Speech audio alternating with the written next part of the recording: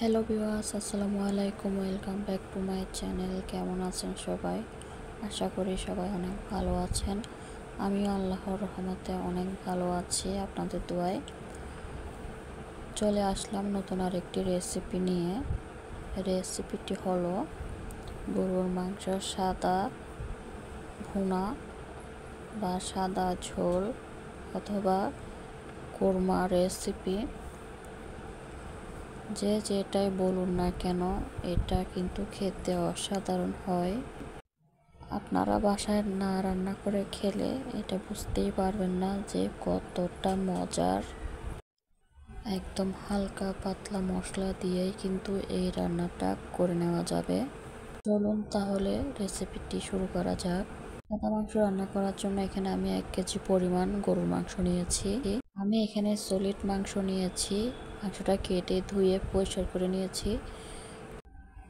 মাংসটার size হচ্ছে medium size থেকে একটু বড় করে নিয়েছি। আপনারা চাইলে হাড় চর্বি সহ নিতে পারেন, কোনো অসুবিধা নেই। এই মাংসের সিক্রেট মশলাই হচ্ছে থেতো করা আদা, থেতো করা পেঁয়াজ, কাঁচামরিচ বাটা, জিরা বাটা, আদা বাটা। আদাটাকে আমি মিহি করে বেটে নিয়েছি, কারণ না হলে এটা আঁশ থেকে যাবে, তাহলে খেতে ভালো লাগবে না।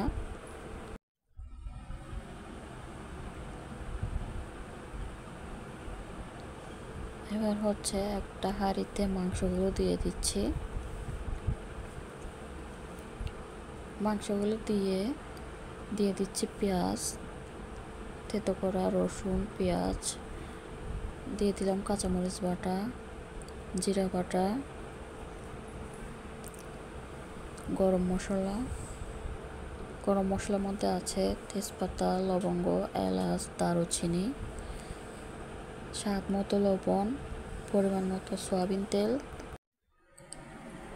মাংসটাকে ভালো করে ম্যারিনেট করে নিতে হবে। এমনভাবে মাংসটাকে মাখাতে হবে যাতে মাখাতে একটা সুন্দর স্মেল বের হয়। মাংসটা যত ভালো করে মাখাবেন তত বেশি টেস্ট হবে।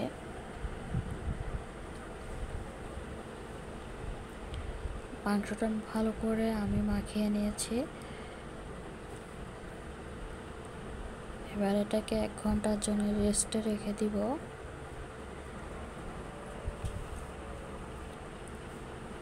ঢেকে রেখে দিচ্ছি 1 ঘন্টার জন্য। 1 ঘন্টা পর ফিরে এলাম। 1 কাপ পরিমাণ জাল করে রাখা গরুর দুধ দিয়ে আবারও ভালো করে একটু মিশিয়ে নিচ্ছি। মেশানো হয়ে গেলে ঢেকে আমি চুলায় বসিয়ে দিব।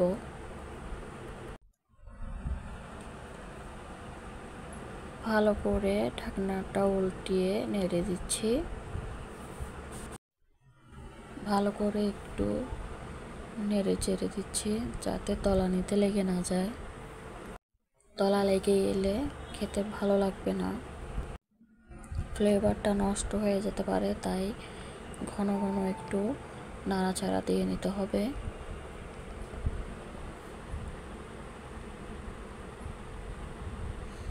দেখুন কষাতে তেলটা একদম ভেসে উঠেছে।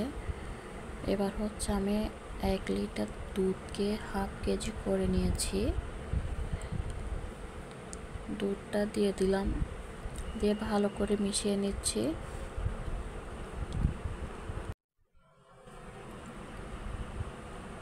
ঢেকে রান্না করে নেব 15 মিনিট।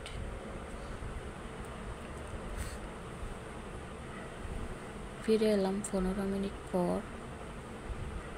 তো মাংসটা আমার অলরেডি হয়ে গিয়েছে। তো আমি এখানে ঝোলটা আর একটু টানিয়ে নিব। যখন দেখবেন তেলটা ভেসে উঠেছে উপরে, তখন রান্নাটা একদম কমপ্লিট হয়ে গেছে। তো আমি একটা সার্ভিং ডিশে সার্ভ করে নিলাম। দেখুন কালারটা অনেক সুন্দর হয়েছে, গ্রেভিটাও অনেক ঘন হয়েছিল।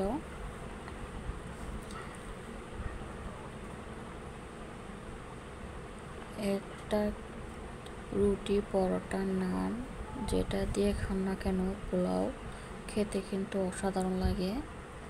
তো বন্ধুরা, কেমন হয়েছে কমেন্ট করে জানাবে, আর বাসায় এটা বানিয়ে খেয়ে দেখবেন, ইনশাল্লাহ ভালো লাগবে। আসসালামু আলাইকুম, আল্লাহ হাফেজ।